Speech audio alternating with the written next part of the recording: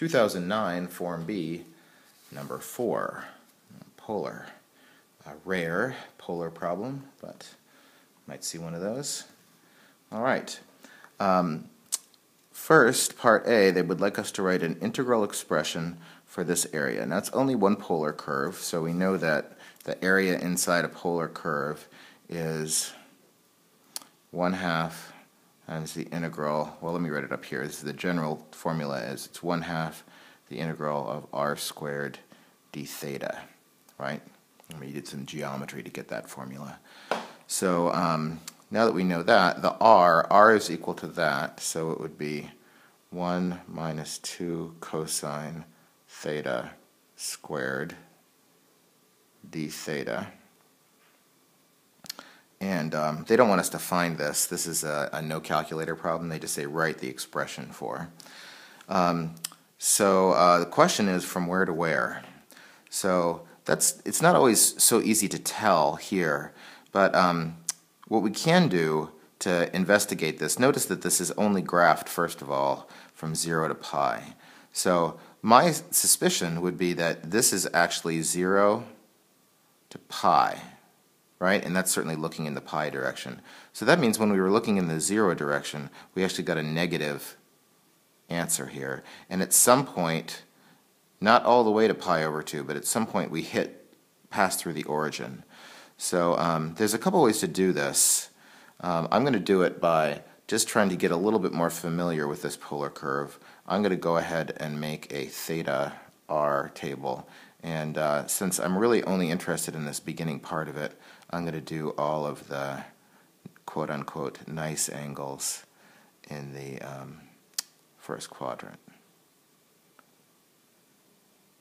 It looks like pi over 2. If I had to guess, it looks like when we're looking at 0, it looks like it's at -1. And when we're looking straight up pi over 2, it looks like it's at 1. But let's just confirm those two first. When I plug 0 in here, cosine of 0 is 1. So 1 minus 2 is indeed -1. And when I plug pi over 2, cosine of pi over 2 is 0. So that is in fact 1. And then the other ones on the inside, the cosine of pi over 6 is the square root of 3 over 2. So 1 minus the square root of 3. And the square root of 3 is about 1.7. So 1 minus 1.7 is like -0.7. Right, so when we were looking that way, we still went backwards to about 0.7. And then at pi over 4, it's the square root of 2 over 2. 1 minus the square root, so when you multiply by 2, that's 1 minus the square root of 2, which is about -0.4, so we're still looking backwards into there. Pi over 3, cosine of pi over 3 is 1/2. 2 times 1/2 is 1, so there's our 0. That's when we're passing through there. So this region, it looks like, happens from theta equals 0 right here to theta equals pi over 3. So those are the limits of integration. All right. Part B, they want us to write expressions for dx d theta and dy d theta in terms of theta. Well, dx d theta, I don't have this in terms of x and y, so I have to parameterize this. I know that x is equal to r cosine theta, so this is r cosine theta, right? And y is equal to r sine theta. And then we need to take the derivatives. It looks like there's going to be some product rule here. You could distribute these, and then there'd be a little chain rule involved there. Whatever you want. It doesn't matter as long as you have an equivalent form of the answer. You don't have to simplify or have it in any particular form. So I'm just going to leave them like this and do the derivative of the first.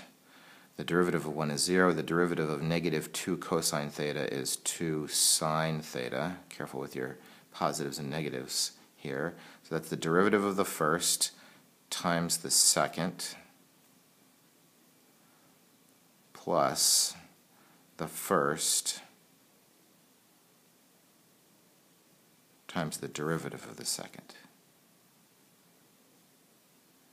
And again, you don't need to simplify that. That is fine. You can if you want to, but I'm going to leave it like that. And dy d theta would be the derivative of the first. Of course, the first was the same thing, so it's just that, times the second, plus the first times the derivative of the second. So there's dx d theta and dy d theta. I think that was worth 4 points. It was like 1, 2, 3, 4, something like that. Part C, write an equation in terms of x and y for the tangent line to the graph of the polar curve at the point where theta equals pi over 2. So to write the equation for a line, I need point and slope. So let's try to find the point first. Well, here's my way of getting the point, right? There's x and y. So x is equal to 1 minus 2 cosine pi over 2 times the cosine of pi over 2. And the cosine of pi over 2 is 0, right? So that's just 0. And y is equal to 1 minus 2 cosine pi over 2 times the sine of pi over 2.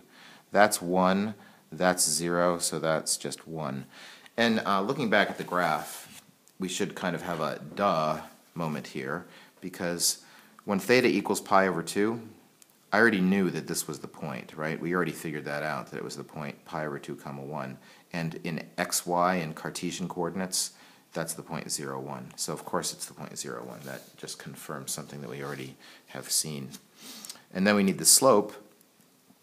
So the slope of our line is dy d theta over dx d theta. So I need to plug